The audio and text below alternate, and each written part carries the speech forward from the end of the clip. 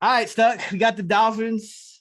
Got Cincinnati is a 3.5 point favorite.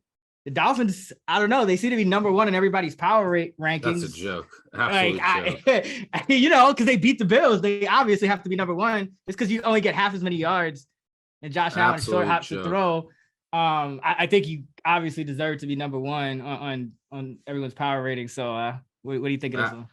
Absolute joke. Yeah. By the way, the going into week 4, 0-3 against the spread teams, which are the Raiders and Saints, are just dead 500 past 25 years. 3-0 against the spread teams, Dolphins, Falcons, Texans, and Lions are 40% against the spread over the past 25 years. I think that the 0-3 against the spread teams, the reason that, the market doesn't, you can't like, all right, let's buy low. Sometimes there's just teams that the market doesn't, I do the same thing. I can't tell how bad a team's going to be until, 5-6 weeks. You don't want to lower them too much.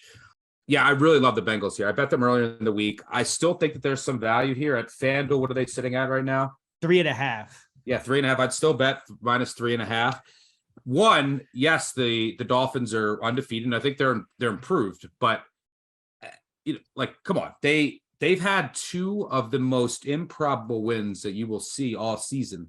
Number one, they beat the Ravens with a 1% post-game win expectancy, the lowest in the past 3 years. They were down like 24 in the fourth quarter, hit a bunch of crazy plays. The Ravens fumbled at the 1 on a quarterback sneak. Like, come on. And then against the Bills, it was, the first time in like 25 years since like the 96 Jags that a team won like that with that box score. The Bills can't get snaps off at the end of each half. I think they got outgained by about 300 yards. Yeah. And they had the advantage of home field and the humidity, and the Bills just cramping all over the field. The Bills lost like 1 million offensive linemen during the game. They had their practice squad secondary in there. So let's cool it on the Dolphins, and that they're number one in the power ratings and are going to the Super Bowl. And by the way, I just mentioned on Sunday, they played 90 plays on defense against the Bills in that humidity. And by the way, that's sideline. If there's a lot of humidity and the sun, 1 o'clock is beating on you, it's rough. Diggs was having a rough day. I don't know if he was out the night before in Miami, but yeah, Miami was on the field for 90 plays, that defense. Now you got to go on a short week to Cincy against a Cincy team that kind of finally figured it out. You saw them hit some explosive pass plays. You saw the offensive line play better. We knew it was eventually going to come together. And I just needed to see signs of life, which we got from Burrow and company. So this sets up as just a fantastic spot on Thursday night.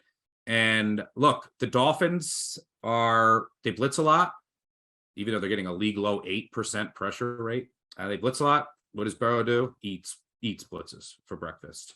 And I also think that the Dolphins defense, I've said this coming in the year, is really overrated. They're also dealing with some injuries.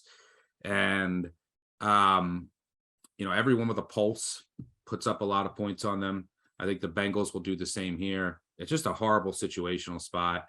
And yeah, you have injuries on the offensive line, secondary. Tua is banged up, so you might get Teddy. I don't know what's going on there. If it's like they're kind of he's saying he's going to play, but I don't know. Might end up being Teddy Bridgewater. Regardless, I don't care. I think the Bengals are the bet here. And I am interested to see Tyreek Hill versus Eli Apple. If you recall last year, Eli Apple was chirping Tyreek after the Bengals beat the Chiefs. So that should be fun to watch. Who knows? Tyreek might get thrown out in the first quarter if he burns it for a touchdown. But yeah, I think this is the spot is the Bengals, the price, the situation, everything here sets up for a Bengals play. From every angle here. Yeah, I think the Dolphins are way overrated. I mean, they didn't deserve to win that game. Josh Allen throws 63 passes and short hops one at the 1 yard line, and then another one is one he can't just spike. It's like it's supposed to be a spike, but instead of spiking it, he has to throw it. I mean, it was like the 3 worst passes he threw all day essentially cost him that game, or not even the worst passes, just like the worst luck happening on those passes. So yeah, I've seen people say like, oh my God, how are the Dolphins underdogs, going against the 1-2 Bengals and the 3-0? It's like, because they haven't really. Yeah, I've seen people say the Dolphins should be favorites. It's like, yeah, nah. Yeah, I know you played it at 2.5. I like it I obviously like it 2.5, 3, a lot better than 3.5, just for the key number. But I'm guessing you're seeing just kind of like a Bengals smash spot here, just blow them out.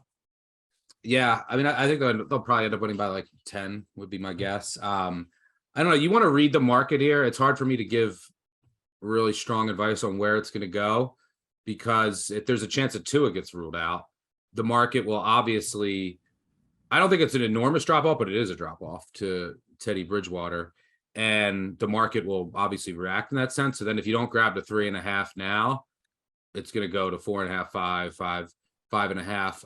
If Tua is announced in, and it's like, hey, he looks healthy, then you might get some public and maybe some sharp Dolphins money. Then you can get the 3. So I don't know. I don't know what's going to happen with the Tua news, but that'll decide whether or not, if you want to maybe take some 3.5 now and then wait to see if you can get more 3. But I would like it up to 5.5 if Teddy Bridgewater is announced in.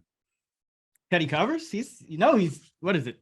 24-6 ATS on the road.